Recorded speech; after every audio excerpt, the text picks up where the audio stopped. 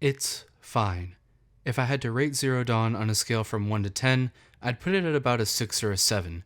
I'm giving up that information so early in the video because I'm about to be pretty critical of this game, and I want to make it clear that even though it has some problems, I'm still overall positive about it. Also, I needed something interesting to say at the beginning of this video to get people listening instead of just clicking away because the video is too long. Yeah, I know it's a hefty one, but it's designed to be watched in segments, not all at once. Hopefully the chapters should be working, and I'll have timestamps for the different segments in the description. With that being said, please enjoy the review.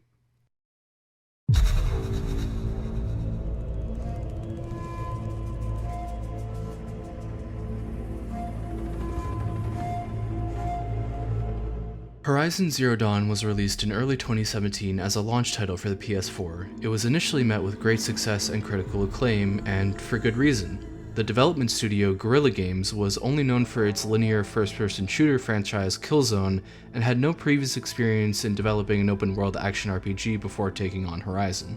Not only were they taking a huge step outside of their comfort zone, but they also managed to innovate with the technology used for their developing at the same time. Much has been said about stylized graphics aging better than more photorealistic graphics, but if that's true, then Horizon certainly isn't showing it. Even after all these years, Zero Dawn is still one of the most visually impressive games on the PS4, especially when it comes to environmental design and lighting.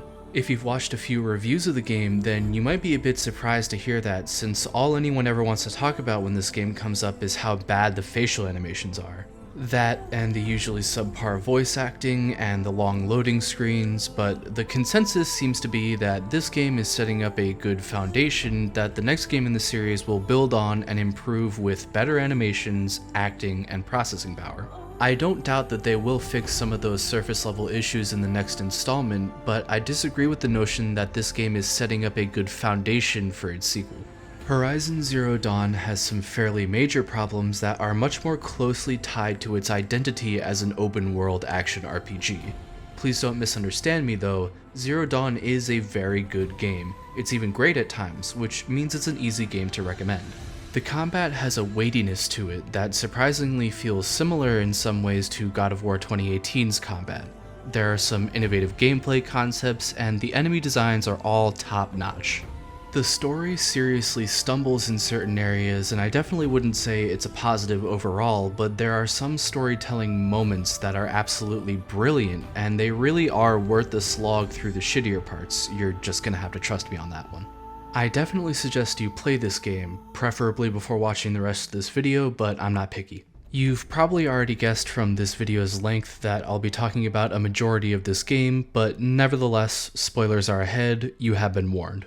In case you need a couple more minutes for that message to sink in, let's talk a little bit about what type of game Horizon Zero Dawn is. Zero Dawn is an open-world action RPG.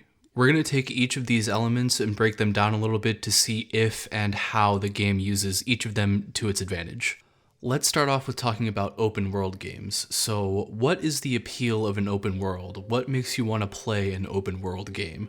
For many people, including myself, open-world games are good for fostering a sense of exploration or discovery. Provided the rewards for exploration are decent enough, you can usually get a good positive feedback loop going in the gameplay, where you enter a new area, fight whoever's there, gather the collectibles that are there, and then move on to the next area. This is the Bethesda approach to open-world design that Joseph Anderson talks a lot about in his videos on Fallout 4. Zero Dawn somewhat follows this model, especially in its side quests, which can mostly be boiled down to go here, fight these things, get the item, and come back, but more broadly it takes inspiration from another huge AAA studio known for its open world games, Ubisoft. The difference here is pretty subtle, but I think it's best exemplified by looking at how the maps work. With the Bethesda approach, you're spending a majority of your time trying to fill the map up with places that you've already been to and things that you've already seen. With the Ubisoft approach, the objective is to clear the map, first of the fog that covers large sections of the map, and then of all the little checklisty chores that are sprinkled all over the map like so many grains of salt. I have to say, I think Zero Dawn was smart to go with the Ubisoft approach. That model is much better for doling out story beats at a more even pace. Not to suggest that any of the Assassin's Creed stories were ever good, just that the way that they were presented was much more engaging than, say, the Dragonborn questline from Skyrim. So, whenever we talk about open world games, and specifically the Ubisoft model of designing open world games, we need to talk about the towers. Chances are most of you are already well aware of what the Ubisoft towers are, but for those who aren't, here's a quick explanation. The world map is divided into several large sections, each of which is covered in a fog. Sometimes it's a literal fog, other times it's just a blank slate. Somewhere within these sections, there is a tower that the player needs to climb and perform an action in order to clear the map and reveal the topography of the land. Most of the time, this will also reveal a bunch of different icons on the map that represent some in-game locations, like settlements, collectibles, fast travel locations, etc. This approach to open world game design definitely works, but I think it's fair to say that it's lost a little bit of its luster over the past decade and a half. What was once an innovative concept has now become a standard across the genre. This is such a pervasive trend in open world game design that even the most innovative open world game of the past decade resorted to using the tower model. Here's something that needs to be said. Zero Dawn has the best version of this type of open world design than any other game that uses the same model. It's not perfect and there's definitely room for expansion, but the way that it works currently blows all the competition right out of the water. Here's how they did it. In this game, the towers take shape in the form of machines called tallnecks. There's only one tallneck in each section of the map, and they each patrol a small part of their own section.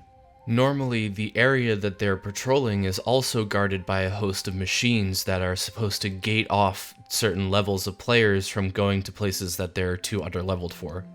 The challenge comes from overcoming the monsters on the ground level, then finding a vantage point where you can jump onto the tallneck's back and climb up to its head, where you then download the rest of the information for the area. Many other games that have the Ubisoft tower design have similar elements, but what I think sets the tallnecks apart is that they move. Having a moving target is such a simple adjustment, but it adds so much depth to the entire encounter. Having only a few vantage points where you can even reach the tallneck's back makes it so that charging in guns a-blazing, crossing your fingers and praying that everything works out is that much more of a non-option. It's the kind of thing that rewards patience and planning, which is something that I think this game can forget is a big part of hunting in the first place. But I'm getting ahead of myself. First things first, I don't think that the tallnecks are necessarily perfect as they are, and I do think that there is room for improvement in their design. They could stand to add a few more steps to the encounter before the tallneck even becomes mountable in the first place. For example, a group of bandits could be holding a tallneck hostage that you would then have to free and then lead to its specific area, then you could mount it and gain the information on the rest of the map. Another way that they could expand on this concept is making the tallnecks act more like the regular machines that you'd find anywhere else in the world. I.e., you could make them more aware of Aloy's presence, run away if they're in danger, and even die if they take too much damage. I'm not trying to say that any of these specific ideas should be implemented, I'm just trying to demonstrate that this setup has potential, and I hope that Guerrilla has the balls to improve on it in the next installment. I would definitely be disappointed if it was just the same old patrolling tallnecks with the smaller monsters gatekeeping the vantage points. But here's the thing. Even with the towers being as good as they are currently, that's still only half of the open world equation. There's still the rest of the map to fill up with content, and this is where Horizon gets a little bit more inconsistent with its open world design. Remember how the Ubisoft tower system works. Once you unlock a tower, it opens up the map and floods your map with a bunch of new icons that symbolize places to go and things to see. Right off the bat, that takes some of the punch out of your sense of discovery because you're already being told where to go and what will be there when you go there. It's not the worst thing in the world, but it definitely doesn't come close to the sense of discovery that you could get from games like Skyrim or Outer Wilds. There are a few ways that you could get around this. One is just make your combat system engaging enough that people will want to go out of their way to fight as many enemies as possible. This is a pretty unpopular thing to do for Western RPGs, but JRPGs do it all the time. I could specifically tell that this wasn't the approach for Zero Dawn because when I was roaming around in the open world, I would never stumble across a group of enemies and think to myself, you know what, I'm gonna go fuck up this group of Shellwalkers for no reason. Except if it was a Thunderjaw or a group of Ravagers. Those two enemy types are very fun to fight even with no context. By no means am I saying that this combat system is bad, I'm just saying that it wasn't enough to make running around in the open world for extended periods of time enjoyable. At least not on its own. Another way to balance gameplay over a large play area is to scatter a bunch of smaller objectives across the map that each have their own, hopefully unique, challenge. To a certain extent, this is what Ghost of Tsushima did. Every objective in that game, from the Mongol camps to the fox shrines all the way down to the haikus, each had their own way of keeping the player engaged through that little objective. It wasn't always combat related either. Sometimes it was climb to the top of a shrine, other times it was character related. The side objectives in Zero Dawn are either combat related or loot related. You're either fighting enemies or you're picking something up off the ground. To be fair, the combat-related side objectives are pretty well fleshed out. There are some bandit camps, which can be some stealth and or regular combat depending on how you approach them. And then there are cauldrons, which function essentially like dungeons with a bunch of smaller enemies in them and then a final boss at the end, which will grant you a special ability after you beat it. The cauldrons are definitely the more interesting of the two. I was definitely expecting them to just reuse the same assets for the interiors of the cauldron and just switch around the layout a little bit, but surprisingly they offered a lot of variation. There was one cauldron that had been actually cracked open by a group of bandits and it became sort of a hybrid bandit camp and cauldron combo. But even recognizing that they're good for what they are doesn't distract from the fact that these are still isolated challenge areas and they don't have much to do with the areas surrounding them. To give you an idea of how much these instanced challenge areas don't make up for the amount of playable space in the game, the entire map is divided into 7 roughly equal segments. There are 6 bandit camps and 5 cauldrons. So even if we include the tall necks, which appear in every area except for the starting one, that's still roughly 3 unique and challenging areas per section of the map. If you really wanted to extend that number, you could include the combat trials, but they're much more mixed in their execution, which I'll get to when we talk about the combat. But remember what we're talking about here. Do these 4 unique challenge areas per each section of the map justify how large the map is? Well, in my opinion, no, but they didn't necessarily have to as long as something else picked up that slack. The real tragedy here is that they're surrounded by virtually nothing in terms of engaging gameplay content. There are side quests and fetch quests, which all are about as deep as a puddle, and again I'll talk about that later. And then there are the collectibles, which are basically just shiny pieces of garbage that exist for the sole purpose of giving neurotic people like me a fucking headache. The only reason that anyone would go out of their way to get all of these collectibles is because there is a magical checklist in your inventory that shows you how many you already have and how many are left out there in the world. There is nothing even remotely challenging or engaging about getting any of these collectibles. At most, you'll have to scan around with your focus for a little bit before you find the one you're looking for. There are a couple of collectibles that you'll need to climb a few rocks to get to, which brings me to my third and final way that you can make an open world this big engaging, and that's traversal. For this one, I gotta take you back to ancient times, when the Assassin's Creed franchise was actually good. I could feel some of you guys recoiling in your seats, but just hear me out, okay? Don't worry, I hate the first one too. The series got off to a rocky start, but in Assassin's Creed 2, I really think they hit their stride. And Assassin's Creed Brotherhood, which came out a year after Assassin's Creed 2, is probably one of the most overlooked gems of the PS3 era in my opinion. It didn't have the best combat at the time, it certainly didn't have the best graphics at the time, but what it did have over all the other games was traversal. I can't tell you how many stupid parkour videos I watched as a teenager because of these dumb video games.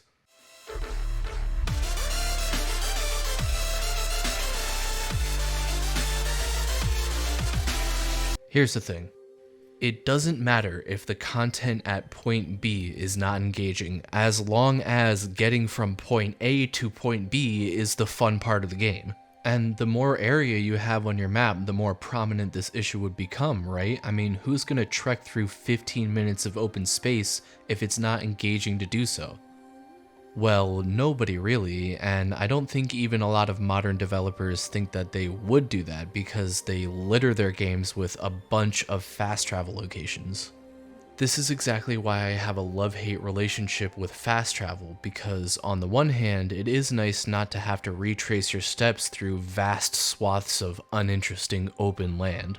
But on the other hand, shouldn't we all agree that that first trip through the land just shouldn't be as tedious as it is in the first place? Who knows, maybe I'm alone, and people really do like warping over beautifully crafted areas in favor of loading screens. Here's where we can circle back to Zero Dawn, because first of all, the loading screens are way too fucking long. Way too long. Any real ones on my stream would know that, goddamn, there are some long-ass loading screens. Like, I haven't even put video over this voiceover yet, and I already know it's still loading.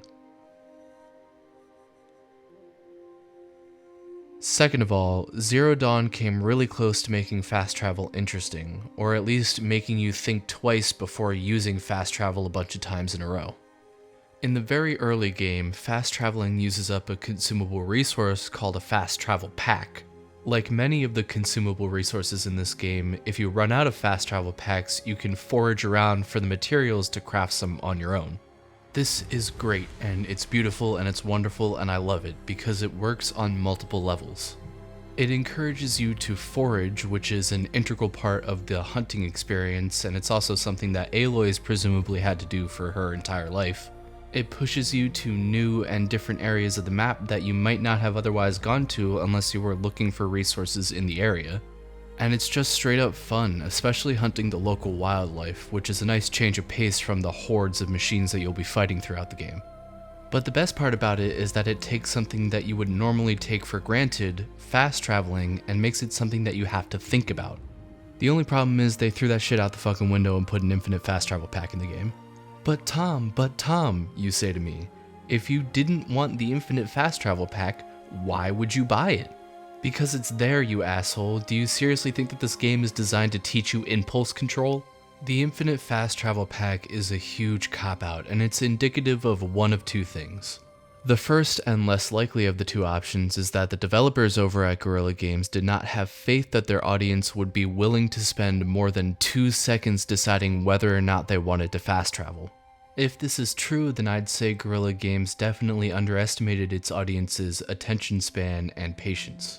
Especially considering how much patience is required for the stealth gameplay. The second option is that they knew their open world wasn't exactly brimming with content, so they took steps to make sure that skipping over as much of it as possible was as easy as possible. This is probably to a certain extent projection, and of course no one will ever know what was actually going on at Guerrilla Games at that time except for the people who were there, but why else would you add an item into your game that lets your players endlessly skip over large swaths of your empty but nonetheless beautiful open world? I just wish that this game had the confidence to limit its players more than it does now, and I think it would have helped the open world shine a little bit more. Speaking of limitations, let's talk about the inventory. Fuck this inventory, man. All my homies hate this inventory. This is one of the most generic, by-the-numbers, cookie-cutter inventory systems that I've ever seen. For a game where foraging for materials and crafting consumable resources from those materials is a huge part of the gameplay, this inventory system is woefully underdeveloped. The biggest problem is that there is no base of operations in this game, so Aloy has to lug around everything that she picks up on her person. Unless your game is very short or very linear, then you need to have a place in your game where you can put the useless items that you pick up that are just taking up space in your personal inventory. If you're not going to do that, then you need to make the player's personal inventory infinite, and that's just how it has to be. I'm sick and tired of seeing those inventory full messages and then fretting about whether or not I'm going to need some dumbass watcher's lens 30 hours from now for some random upgrade. Adding a bottomless box, even if it floated around at different locations, would drastically reduce this problem. Monster Hunter, which is another game that focuses heavily on foraging and crafting, has a bottomless box, and it can get away with having its players' personal inventory be limited to only 24 spaces. Even in the new Monster Hunter Rise, which I've been playing a lot of recently, I have not once had my inventory exceed the maximum limit. Whereas with Zero Dawn, even with the maximum inventory upgrade, I would still exceed the inventory limit constantly. And look, normally I'd say that exceeding your inventory limitation is actually a good thing because it forces you to think about what things are essential to keep in your inventory and what things you can throw away. But that's just the thing, sometimes you'll get a resource and you won't know that you'll need it until several hours down the road. There's nowhere to put items that you think might become useful to you later. So then when your inventory runs out of space, you have two options. One is you let your inventory fill up all the way and just leave random piles of loot everywhere because you can't carry it all. Two is that you take a chance and sell some of your shit in the hopes that you won't need any of it for an upgrade later on down the road. Neither of those two options make for a fun, engaging, or realistic gameplay experience. So yeah, this inventory, it sucks. It's not good. So anyway, that was a bit of a tangent, but it's time to move on to the next part of this game that we haven't talked about yet, and that's action. The king of action games in the modern era is definitely Uncharted, and you might be surprised to find out that there is a mission in Horizon Zero Dawn that pretty much mirrors a typical Uncharted mission one for one. It starts out with some forced stealth, followed by a bandit camp-esque encounter, then there's a cutscene followed by a scripted sequence where you run away from guys shooting explosives at you, and then wham, just in the nick of time you escape as a giant fireball engulfs the bridge you just jumped off of. This of course isn't how all of the story missions go, but I feel the need to bring it up because it demonstrates that in this one way, Horizon definitely lives up to that label of being an action game. But if we think about the broader context of action RPGs, we could see that the action title is referring more to the combat system than it is to how the story is presented. I see the term action RPG as sort of the antithesis of turn-based RPG. So do you remember all those JRPGs that I said had real-time combat systems? Well, they would all typically be classified as action RPGs. Unfortunately, most action RPGs are not as innovative in their combat systems as those JRPGs with real-time combat systems. You're either hitting people with a stick or you're shooting guns. Zero Dawn elects to go with the shooting route, but in order to distinguish itself from the crowd, it focuses more on the bow and arrow side of shooting rather than just straight up gunplay. Here's a little known fact about me. Redheaded women intimidate me. Here's another little known fact about me. When I was a freshman in college, I signed up for the school's archery club. Then, like many college freshmen, I showed up to the first meeting, then never went to another one for the rest of my college career. What's the point of this story? Well, I don't know, I just wanted to illustrate that I've always had a soft spot for archery. Clearly not soft enough though. My favorite character in Lord of the Rings when I was growing up was Legolas. I was always into the bow and arrow in all the Zelda games, and of course I played as a stealth archer in Skyrim. I used to think that set me apart from other people, until I realized that that's pretty much the only way to play that game and have fun at the same time. Naturally, when Zero Dawn was announced, I was on the hype train. An entire game based around bow and arrow combat? Sign me the fuck up. Did it live up to the hype?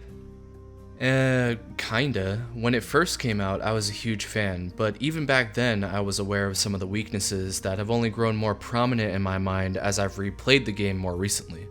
Let's start our discussion of the combat system with the weapon types, since there is more than just the bow and arrow. There's the hunter bow, the war bow, the sharpshoot bow, the tripcaster, the ropecaster, the sling, the blast sling, and the rattler. Each of these has a minimum of 3 variations, with some of them having unique variants as reward for completing certain quest lines. Also, they each have a maximum of 3 ammunition types, which will usually add something like a status effect to your ammunition. I'm gonna go out on a limb and say that all of the different variations of all the weapon types should have just been upgrades. The only difference between a Karja sling and a Shadow sling is that one is stronger and holds an additional type of ammunition. If you haven't played this game yet, first of all, why are you still here? But second of all, don't feel shy about selling your old and outdated equipment. You will never need any of it after you get the upgraded version. This goes for outfits too. If you sell all of your old equipment, then you'll have more than enough money to make it comfortably through a single playthrough. Anyway, this is one of the only games that I've played that I actually feel like the combat system would be better if they narrowed down the variety of weapons on offer. You may disagree with me, but there are 3 weapons on this list that I think are either redundant or just outright useless. I'm talking about the Rattler, the Blast Sling, and the Tripcaster. The Blast Sling is the first to go because it's essentially just a more damaging version of the sling. The whole purpose of the sling is to deal out elemental attacks that other weapons can't handle. The sling is also a lot less precise than many of the other weapons, so most of its attacks take on a large area of effect.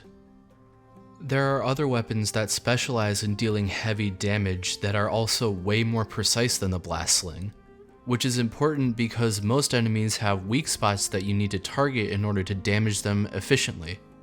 So yeah, fuck the Blast Sling, completely useless and redundant inclusion to the weapon list. Then we have the Rattler, and the Rattler is just a straight flex. Again, there's nothing that the Rattler can do that other weapons can't do better, but it does feel pretty badass to get in there and hit a weak spot with a bunch of shotgun blasts. That leaves us with the Tripcaster, which is hands down the most infuriating weapon to use in the game. The Tripcaster is only useful in 2 specific scenarios. One, you have a patrolling monster and you're going to set up a few wires that are in its path, or 2, you're going to set up a bunch of wires beforehand and then you're going to force a group of monsters to run over them. Am I saying monsters? I mean to say machines. The first application feels cheap and lazy, and it requires a whole bunch of waiting around for not that much payoff. And the second application hardly ever works out because the AI is nowhere near reliable enough to consistently predict how a herd of machines is going to react to getting spooked. Even when I was doing the combat trial that tested that specific application of the Tripcaster, I feel like I just lucked my way into a gold star. Okay, before I go off on a tangent about the combat trials, we need to talk about the other weapons in Aloy's arsenal. For those who are keeping track at home, there are 5 more weapon types: the Hunter Bow, the War Bow, the Sharpshoot Bow, the Ropecaster, and the Sling. Each of these weapons is unique and does something better than all of the other weapons. The Hunter Bow is one of the weaker weapons in the game, but it has a lot of ammo capacity, so it's great for hunting the smaller wildlife that you'd find around the world. Also, with the proper amount of modifications, you can beef up the fire arrows to become pretty devastating. The Sharpshoot Bow is my favorite weapon in the game. It has the highest potential for damage output, and it also happens to be the most precise weapon.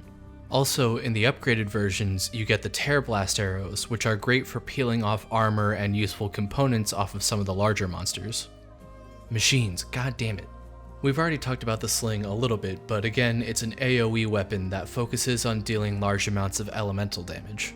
Its existence becomes a little redundant when the Hunter Bow has fire arrows and the Lodge Bow has thunder and ice arrows, but because of how modifications work, there's no way to fully upgrade all of those elements in any one weapon. That being said, of all these 5 weapons, the Sling is the one that I use the least. So the War Bow has thunder and ice ammunition, but it also has corruption ammunition. As far as I'm aware, the War Bow is the only weapon in the game that has corruption ammo. Corruption as a status effect works similarly to how Frenzy works in a lot of other games, but only for enemies. If an enemy gets hit by enough corruption ammunition, then they start to go crazy and attack whatever they see. However, if Aloy gets hit by corruption, it basically just works like a poison and deals damage over time. I wasn't that crazy about the War Bow to start out with because it didn't have any just plain regular ammunition, but I grew to understand its usefulness. And last but certainly not least, we have the Ropecaster, which in my opinion is the most satisfying weapon to use in the game. The idea with the Ropecaster is that you shoot a giant wire into a machine and then you plant that wire down on the ground. After enough wires are shot into the machine, it'll eventually get pinned to the ground where you can get some extra damage in. The Ropecaster is great for dealing with huge monsters that move around a lot and also flying monsters. It's got a nice beefy ka-chunk sound effect that plays every time you land a hit.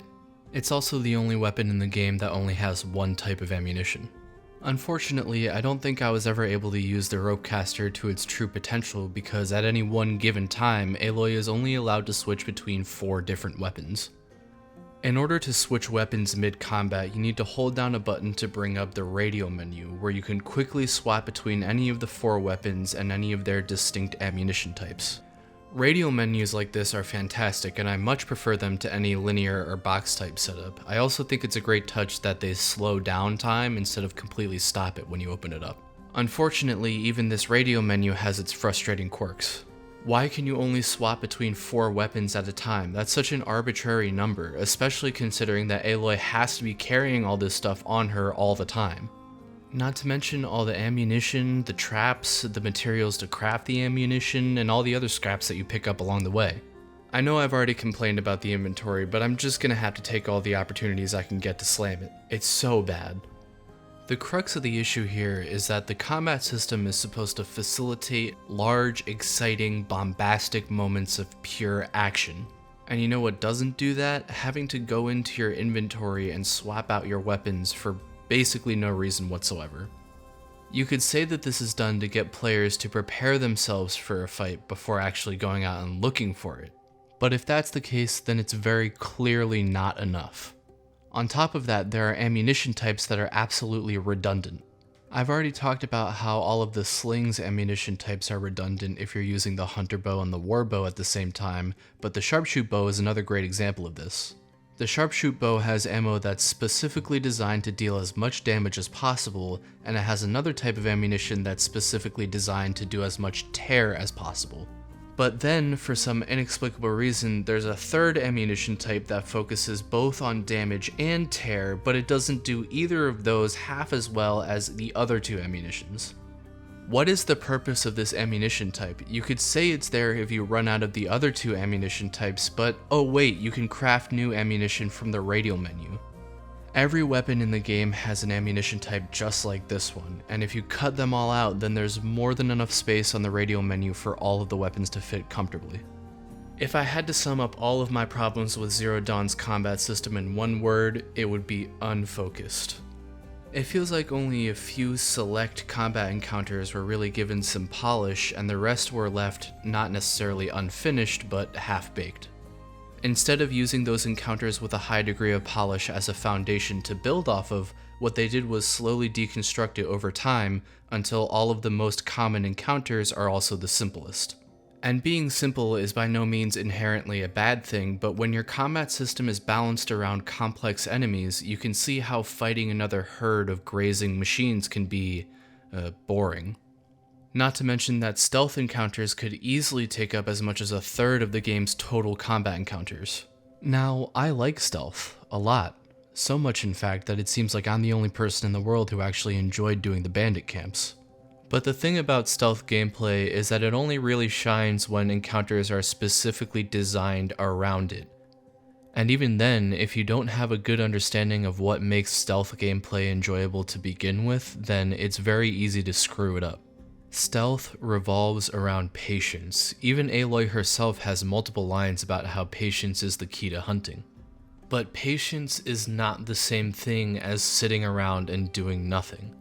If you're out in the open world, waiting in the tall grass for some machine to walk by you so you could get it with a sneak attack, that is waiting around and doing nothing.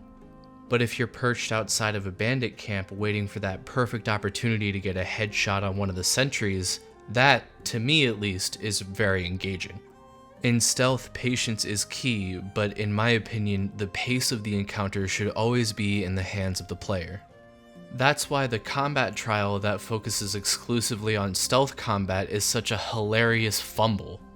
I've already mentioned the combat trials here and there, but here's a brief overview. There are 5 hunting grounds that are scattered throughout the world, which each test Aloy's combat abilities in a very specific way. There's one set of trials that focuses on using a variety of different weapon types. There's another set of trials that focuses on tearing off items from certain enemies. And of course, there's a set of trials that focuses exclusively on stealth gameplay. The problem is that success in these trials is always defined by time. There are 3 sets of rewards that you could get for completing these trials. There's a gold medal, a silver medal, and a bronze medal. That's not technically what they're called, but they function exactly like medals. If you complete the trial within a certain amount of time, you get the gold medal, and then there are other time thresholds for the silver medal and the bronze medal.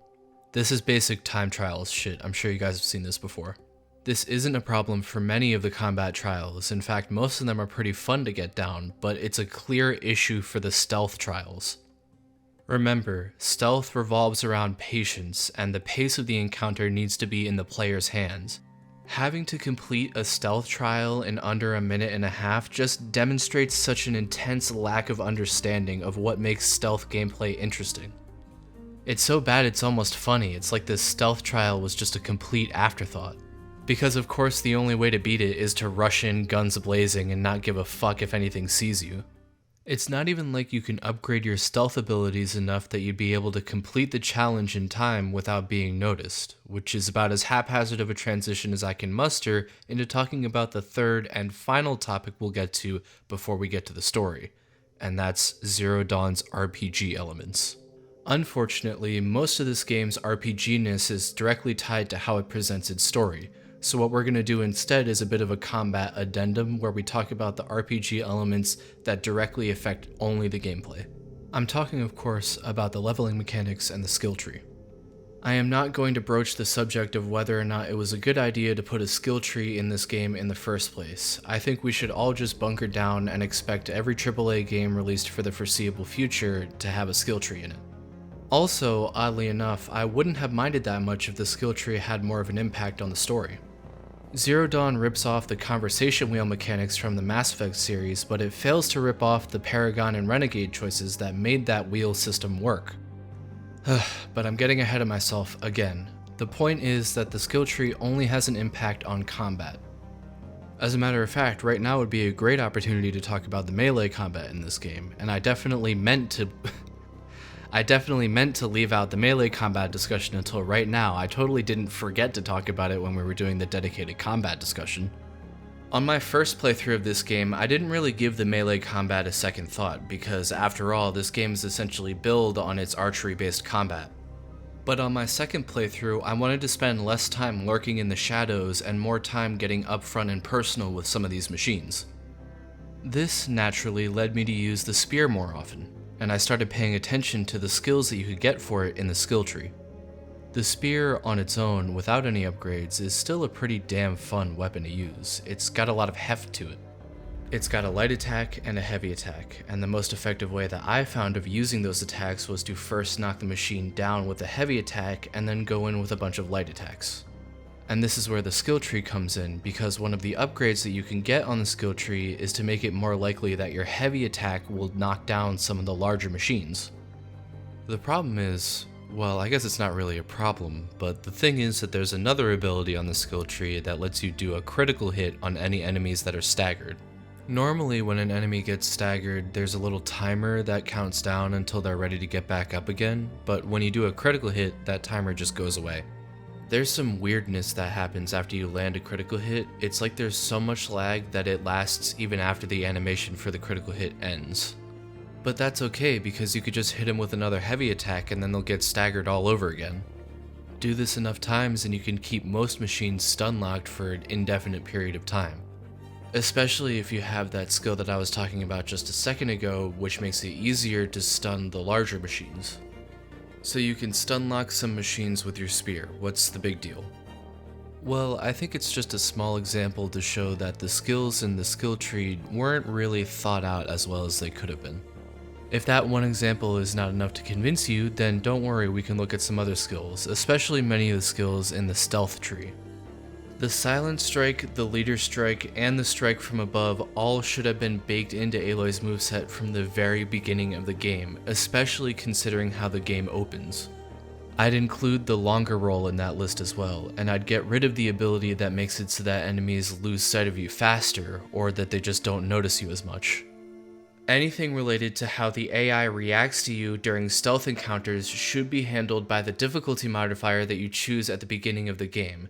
That way, all of your stealth missions can be properly balanced throughout the entire course of the game. As it is with how this skill tree is set up, the stealth encounters only get easier as the game goes on. Now look, I could go on poking holes in the skill tree all day, like the fact that most skills are just passive buffs to existing moves that hardly make any noticeable change on the gameplay, or that you don't need to have experience to get a bigger pouch, etc, but really the overarching problem is that the skill tree here, it just is not used as well as it could have been. You see, skill trees at their best are great at imparting a sense of progression onto the gameplay, where the skills at the end of the tree are vastly more powerful than the skills at the beginning of the tree. And I just don't think that there's a vast enough difference between Aloy's skills at the beginning of the game and Aloy's skills at the end of the game. Actually, that right there is the biggest problem with Zero Dawn being an RPG in the first place. Aloy as a character, both in narrative and in gameplay, doesn't progress enough throughout the game to really let these RPG elements shine and do what they do best. Which is where we can finally end our dedicated discussion about gameplay and move on to story in the next video. Yes, you heard that right, this is gonna have to be a two-part review. I'm sorry guys, I know it sucks, especially given how much I teased my opinions on the story at the beginning of this video, but I really just don't want to bite off more than I can chew at this point. If anything, I just want to try to not go more than a month without posting a video. So if you're interested in seeing part 2 to this review, make sure you hit that subscribe button and do all the regular YouTube things. And if you're a dog, you can hit up the link to my Patreon in the description below. There you can subscribe to a monthly donation in exchange for all sorts of things like weekly updates, behind the scenes content, and early access to my videos. Anyway, thank you all so much for watching, make sure you're drinking water, and I'll see you on the next one.